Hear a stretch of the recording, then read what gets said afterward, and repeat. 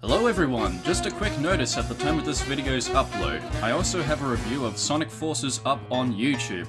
So if you're interested, please go check that video out. And after these two videos are up, I'm going to be taking a short break before I look at Super Mario Odyssey for the Nintendo Switch before the year ends. I also want to let people know that I will be continuing my Sonic comic reviews at the beginning of next year, finishing up on those Sonic archives which I take fucking forever to make. And I also intend to look at the IDW reboot when it comes out in April, so I hope you all look forward to that. Now then, on with the show.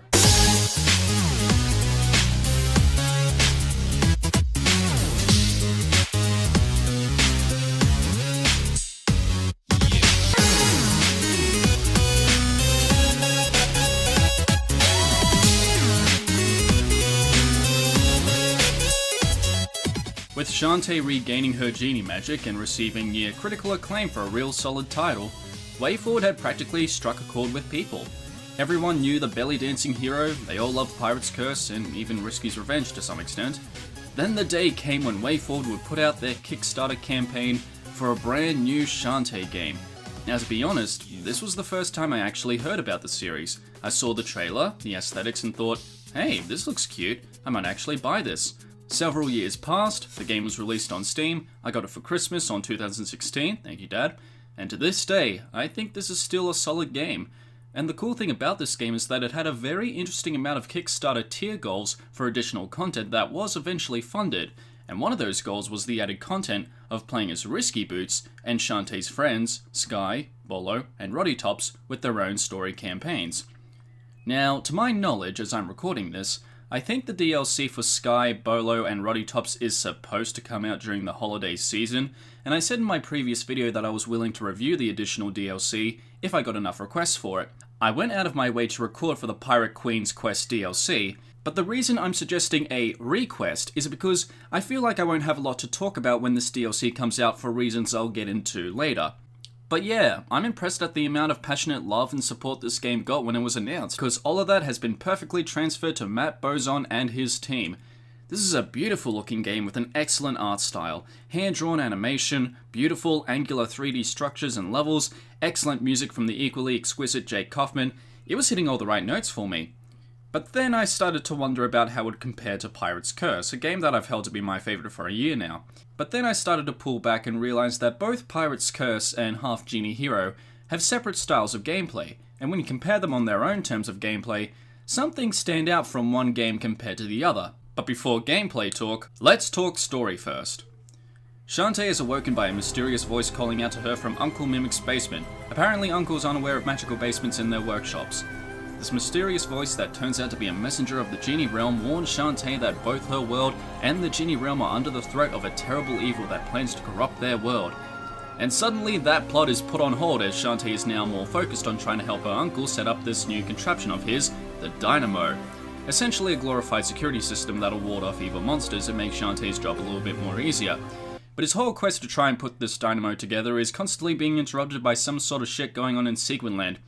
First, a Tinkerbat steals the blueprints. Shantae takes back said blueprints from Risky Boots, who doesn't appear again until the third act of the story. Now she returns the blueprints. Oh, but wait! A nearby village of scantily clad women are being made into counterfeit mermaids. Well, better get on that. Defeat Techno Baron and we're back. Oh fuck! Now everyone has lost their memories thanks to this bitch and a half genie guardian, Holly, who has little to no significance to the rest of the story, who can somehow manipulate memories. Okay, defeated her, now we're back. Oh fuck you, Ammo Baron! This happens throughout the entire game. It almost feels like there's an inconsistent focus with where the narrative wants to be. Does it want to focus on the Dynamo, the threat of the Genie Realm, or these monsters of the week situations involving the Barons of Sequinland? In a way, I can appreciate the ridiculous scenarios and the diabolical plans that each of these guys have because of how true to character and silly they are. In a way, it feels a lot like a Saturday morning cartoon. But you also have a quest to seek out different components for the Dynamo, which often requires you to revisit levels to obtain game-specific items to progress through the game. Sometimes it can be funny when you go back to a level, you finish a quest for a character, and you unintentionally obtain something from them to give it to someone else. It's almost like a parody on Zelda games. But you have to constantly go back to these stages upwards to 6 times just to find plot important abilities or trinkets just to get a move on with the main story. I would have liked it if the items were found at just the end of a level, because let's be frank here. Shantae isn't really structured to be a Metroidvania anymore. There's no dungeons to raid, it's not built like a Metroidvania game, and any secrets you do find can be done with little to no challenge. I finished this game on my second run in 2 hours and 10 minutes. Most Metroidvanias last longer than that, and honestly, this feels more like a 2D platformer, which I think works fine for Shantae, but it doesn't need this many repeat visits. I'm getting ahead of myself though. Shantae manages to complete the dynamo, but to my minimum amount of shock, Risky appears, taking the dynamo with her with the absolute intention to rip the genie realm apart and corrupting it for her own evil, and Shantae heads off for one last hurrah thanks to her Uncle Mimic's magic polarizer, faces off against Risky and the goofy looking dynamo, blows it all to Kingdom Come, and manages to save the day and the genie realm once again. I feel like the best parts of this game is the characterization and humor, again, and while there isn't much narrative focus on, say, Sky, Bolo, or Roddy Tops like in Pirate's Curse, I do like how these conversations play out. It's very much in character. I like the portraits they did, it's really cute and really funny, and I just love the animation in this game, man. It's so fluid and bouncy. Do I really think much of the story? Not really. I mean, if you look at it the same way that I see it as a kid's cartoon, I reckon you'd have a lot of fun with it. I mean, honestly, I think this would work really well as a kid's cartoon if Matt Bozon really wants to do that, so yeah, if you really want to develop the lores and the characters, I'd say go for it, buddy. Story is one thing, gameplay is another, and like I said before, this is no longer your typical Metroidvania.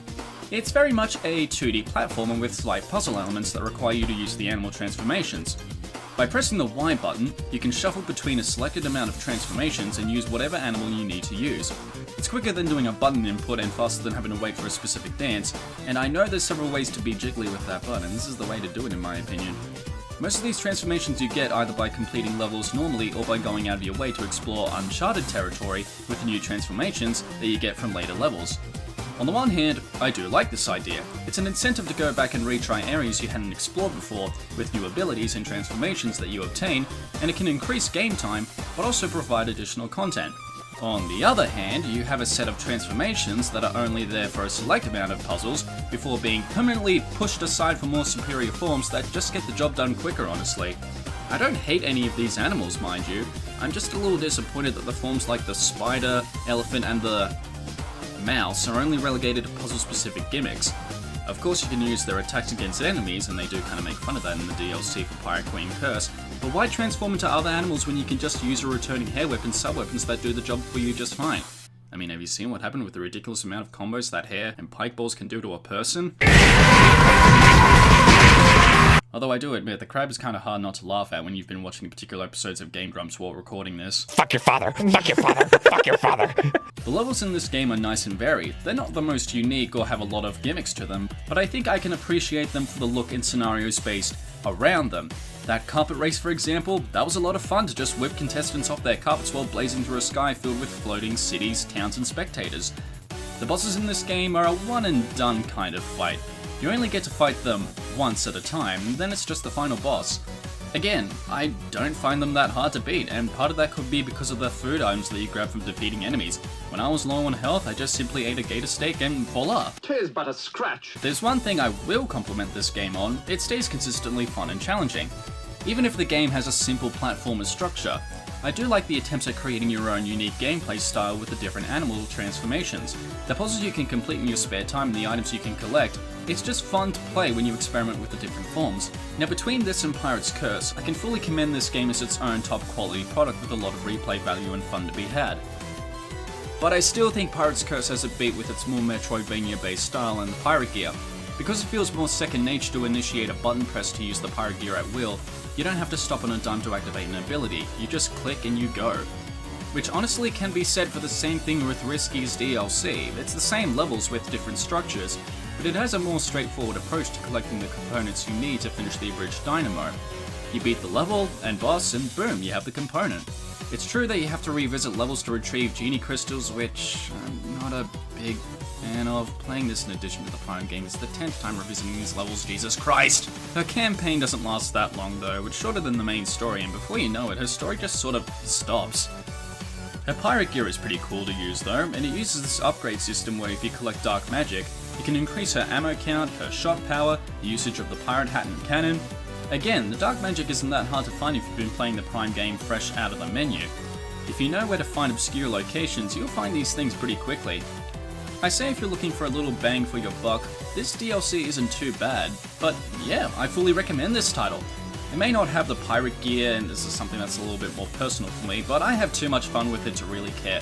It has great presentation, a fantastic soundtrack, beautiful animation, wonderful characters, and overall fun gameplay.